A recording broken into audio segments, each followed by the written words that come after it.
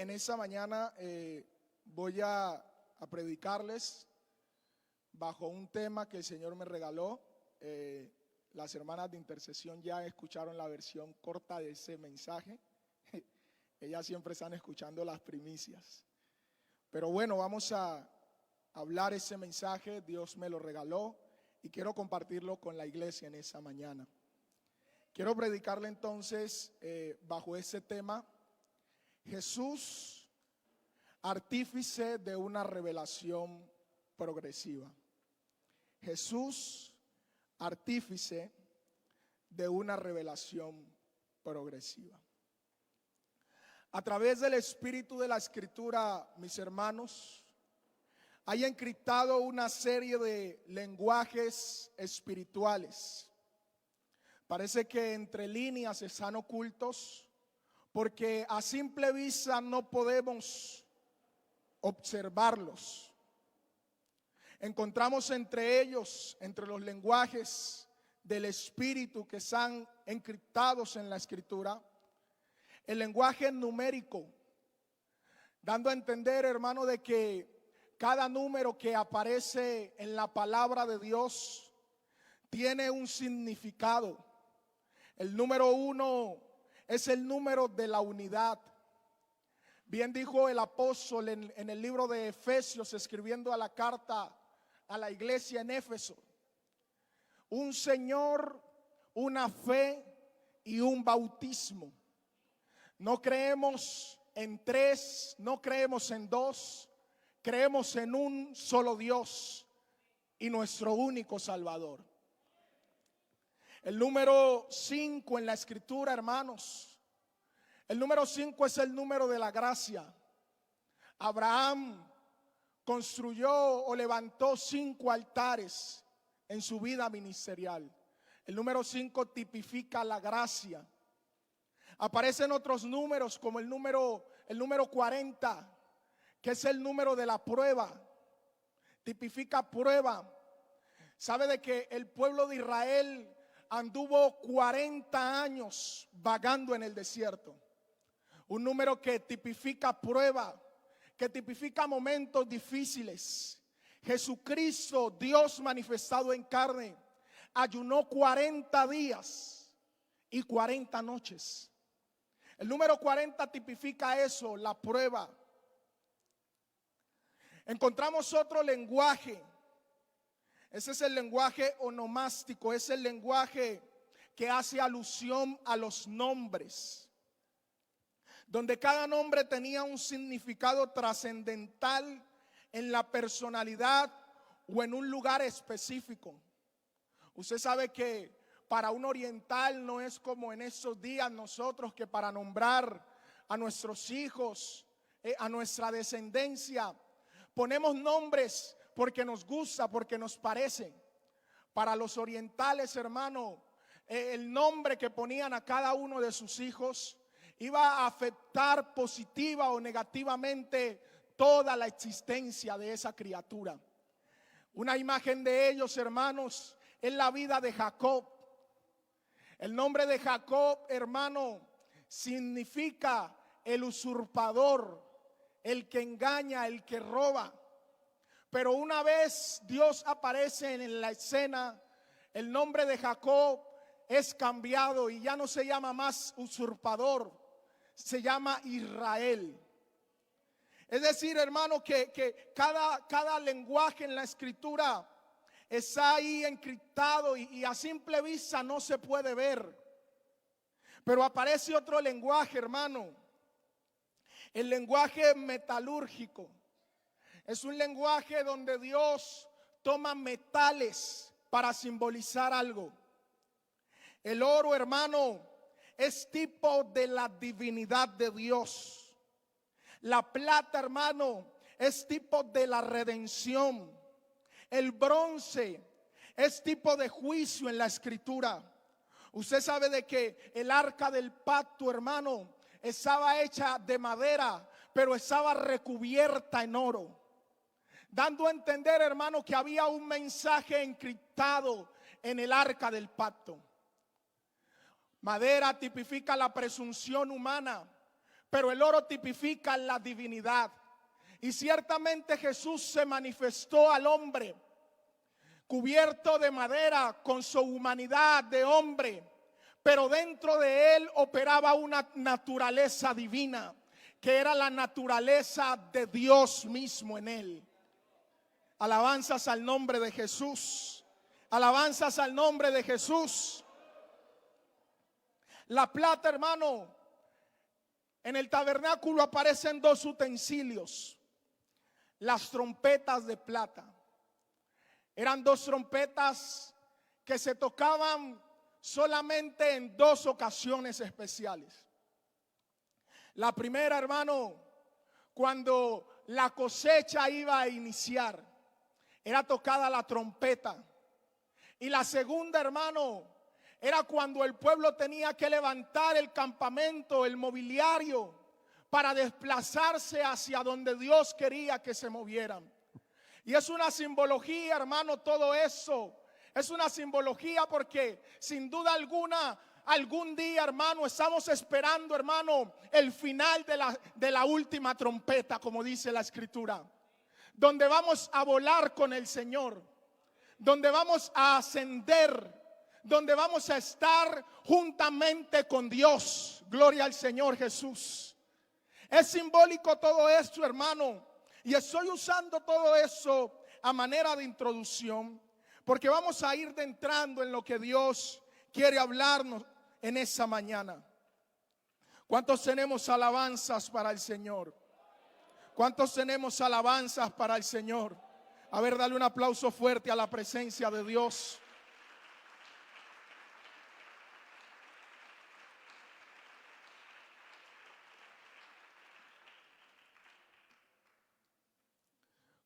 Comparables, hermanos, a las profecías son los tipos mesiánicos. Se da el nombre de tipo en la Sagrada Escritura a todo personaje, acontecimiento o institución del Antiguo Testamento que prefiguraba alguna otra realidad en los párrafos del Nuevo Testamento. En el Antiguo Testamento encontramos sin dudas muchas simbologías, tipos y figuras cristológicas, figuras de Cristo.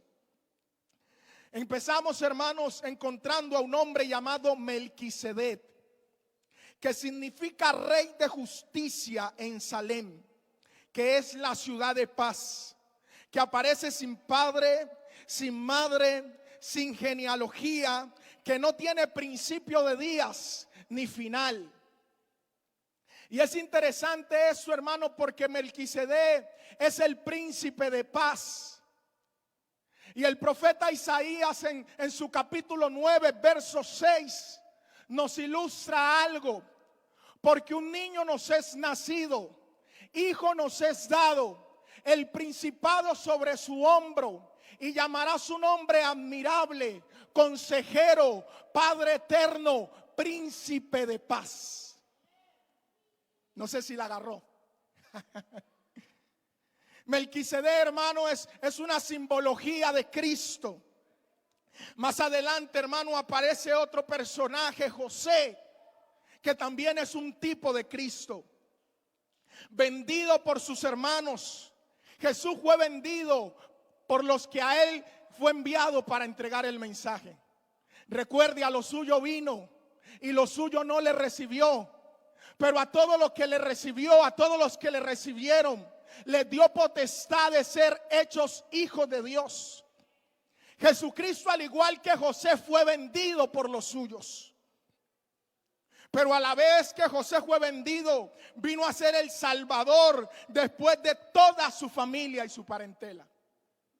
Jesucristo fue vendido, pero a la vez, hermano, vino a ser el Salvador de toda la raza humana. José mantuvo a su familia con el trigo. Del trigo se hace el pan, Jesús lo dijo. No solo de pan vive el hombre, mas vive de toda palabra que sale de la boca de Dios. Y también lo dijo: yo soy el pan vivo que descendió del cielo. Es decir, hermano, que todo eso tiene como una conexión, una simbología. José almacenó el trigo, ya que Dios le reveló de que venía una crisis a Egipto. Jesucristo murió por nuestros pecados y, como le decía, Él era el pan vivo que descendió del cielo. Aparece otro hombre llamado Moisés. Moisés fue el conductor del pueblo de Israel a través del desierto, después de salir de Egipto, llevando el vituperio de Cristo. Por la fe, Moisés, hecho ya grande, rehusó llamarse hijo de la hija de Faraón, escogiendo antes ser maltratado con el pueblo de Dios que gozar de los deleites temporales del pecado, teniendo por mayores riquezas el vituperio de Cristo que los tesoros de los egipcios, porque tenía puesta la mirada en el galardón. Gloria a Dios. Por la fe dejó a Egipto, no temiendo a la ira del rey, porque se sostuvo, hermano, como viendo al invisible. Jesús, hermano, tiene una simbología con Moisés, porque al igual que Moisés sacó al pueblo de Israel de la cautividad de Egipto, Dios, Jesús, nos ha sacado a nosotros de la cautividad del mundo. A ver cuántos dicen amén a esto. Jesús nos ha sacado de la cautividad del pecado. A ver, alguien que lo diga, que diga amén. Jesús nos ha sacado de la cautividad, hermano, de lo que no le agrada a Él. Jesús nos ha hecho libres. Jesús nos ha hecho nuevas criaturas. Jesús nos ha redimido. Jesús ha perdonado nuestros pecados. Wow, yo no sé si alguien crea lo que yo estoy predicando en esta mañana, hermano, pero eso que estamos hablando aquí, hermano, es la palabra de Dios. Y yo lo creo, hermano. Jesús me hizo libre. Yo no sé si usted lo cree, pero a mí Jesús me hizo libre. Por eso estoy aquí, hermano, sirviéndole con el alma, con el corazón. Alabanzas al nombre de Jesús. Bendito sea el nombre de Jesús. Aparece otro hombre llamado Josué. Josué, hermano, es una simbología de Jesús. Su nombre, Jesúa, que significa Jesús o Dios salvará. Es una transfiguración o una transliteración entre el nombre Jesús, que significa Dios salvará. Eso tiene una relación muy significativa con Jesús. Cuando en el libro de Mateo, el capítulo 1, el verso 21, dice el ángel: y dará a luz un hijo y llamará su nombre Jesús, porque él salvará a su pueblo de sus pecados. Josué es el encargado de introducir al pueblo de Israel en la tierra prometida. Porque Moisés, hermano, Moisés deja al pueblo de Israel sobre el límite. Pero Josué es el encargado de ingresar, de introducir al pueblo a la tierra. Como Josué, hermano, Jesús es nuestro verdadero Salvador, que nos da acceso a la presencia de Dios. Nos ingresa, nos introduce a la presencia de Dios. Aparece otro hombre llamado David. Ese era el rey de Israel. La Biblia dice que tenía un corazón conforme al de Dios. El primer rey de la tribu de Judá, del que Jesús habría de ser el renuevo y el anticipo. Jeremías 23, del 5 al 7. He aquí que vienen días, dice Jehová, en que levantaré a David renuevo justo y reinará como rey, el cual será dichoso y hará juicio y justicia en la tierra. En sus días será salvo Judá e Israel habitará confiado, y este será su nombre con el cual le llamarán Jehová, justicia nuestra. Le he dicho todo esto, hermano, para que usted pueda conectarse con lo que el Espíritu quiere decirnos en esta mañana. Jesucristo, artífice de una revelación progresiva.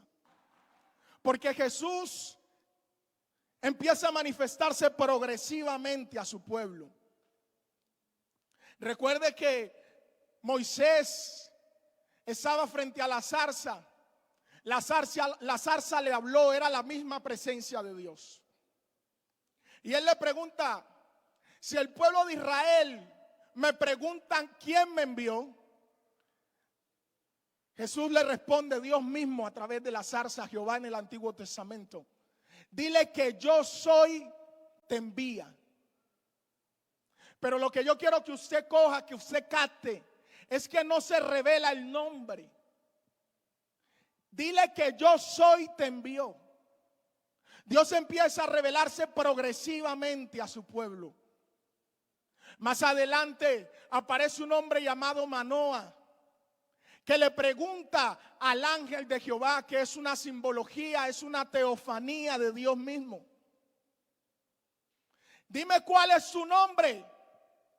Le pregunta por el nombre, porque todos estaban interesados en saber cuál era el nombre. Pero para ellos no fue revelado ese nombre. Para los del antiguo pacto, hermano, estaba entre un velo ese nombre. Él le pregunta y le dice, ¿cuál es su nombre? Y el ángel le responde, ¿por qué preguntas por mi nombre? Que es admirable. Si la está cogiendo, si la está agarrando. Dios empieza a manifestarse, hermanos, de maneras progresivas a su pueblo. De maneras progresivas, como que poco a poco Dios iba dejando caer cada día un poquito de su revelación. Hermano, y pasa el tiempo. El profeta Isaías habla de él, habla de una virgen que concebiría y daría a luz un hijo y llamaría su nombre Emmanuel, que traducido es Dios con nosotros. Dios estaba prometiendo, hermano, que iba a venir. Yo mismo vendré y os salvaré.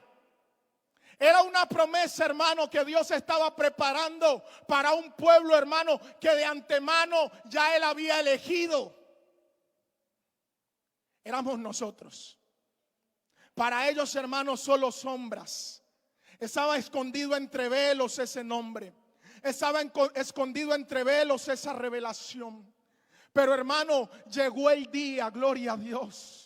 Llegó el día, hermano, que en ese pesebre humilde, gloria a Jesús, porque no se halló donde pudiese reposar él, en una cama o en un lugar cómodo, hermano, en un pesebre, el Salvador del mundo. Oh. Hermano, el Dios Todopoderoso, el creador del cielo y la tierra, hermano, vino a ceñirse de un velo de carne y nacer en un lugar humilde. Hermano, y en ese mismo momento, porque donde Dios se manifiesta, hermano, la gloria se hace presente. Dice que se apareció una multitud de ángeles que inmediatamente al ver al Dios que ellos alababan en el cielo, manifestado en carne corporal, que lo podían ver, dijeron: Hosana, Hosana, Hosana. Hermano, porque donde Dios está se manifiesta su gloria. Porque donde Dios está se manifiesta su presencia. Porque donde Dios está, hermano, hay libertad. Y yo no sé, hermano, si usted siente, hermano, la libertad de parte de Dios, para que a través de ese mensaje, hermano, cuando Dios empiece a estremecer su espíritu, usted le dé libertad a Él. Porque, hermano, yo estoy aquí predicando, hermano, pero yo estoy sintiendo la potencia del cielo. Hermano, y eso sí que es agradable, hermano, cuando uno está haciendo algo para Dios y la presencia de Dios uno la siente. Pregúntale a los de la alabanza. Si cuando están ellos ahí en ese momento de adoración, cantando, hermano, ministrando a la iglesia, la presencia de Dios no se manifiesta en su corazón. Pregúntele, hermano, quizás al del piano, que cuando Dios empieza a tocarlo a él como instrumento, él tiene que estremecerse. El Espíritu de Dios empieza a tocar sus fibras, hermano. Nadie puede contenerse ante el toque de Dios. Hermano, no hay hombre que pueda resistir la presencia de Dios. No hay hombre, hermano, que pueda cohibirse cuando Dios está en el asunto. No hay hombre, hermano, que pueda quedarse quieto. Por eso David, hermano, se puso a danzar. Y todos le decían: tú estás loco, David. Su misma esposa lo criticó. Pero ¿cómo el rey se pone en estas cosas? Ay, hermano, por causa del Señor nos vamos a hacer más vil. Que digan lo que quieran. Porque si cantamos, cantamos para Dios. Porque si alabamos, alabamos a Dios. Porque si saltamos, saltamos para Dios. Porque si danzamos, danzamos para Dios. Porque si levantamos nuestras manos, lo hacemos para Dios. Porque si decimos amén, lo hacemos para Dios. Porque si aplaudimos, lo hacemos para Dios. A ver, alguien que pueda soltar una alabanza para Dios. A ver, alguien que pueda aplaudir la presencia de Dios. Con libertad, con libertad. Porque donde está el Espíritu de Dios, tiene que haber libertad. Tiene que haber libertad.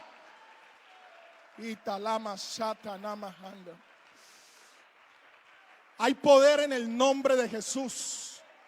Hay poder en el nombre de Jesús.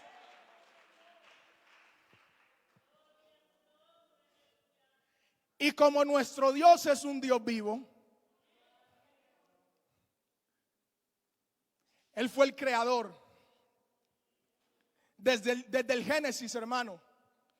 Adán falló, pero Dios ya había trazado un plan. Génesis 3:15. Dios había determinado que de la simiente de la mujer iban a ser uno que le iba a pisar la cabeza a la serpiente. ¿Lo recuerda? La serpiente iba a herir a la mujer en el calcañar, pero la simiente de la mujer iba a herir a la serpiente en la cabeza. Por eso, hermano, Jesús es el postrer Adán. Hubo un primer Adán que nos vendió al pecado. Hubo un primer Adán que nos hizo caer. Hubo un primer Adán que no valoró la gloria de Dios. Pero hubo un postrer Adán, hermano, que a través de ese los pecadores son constituidos justos.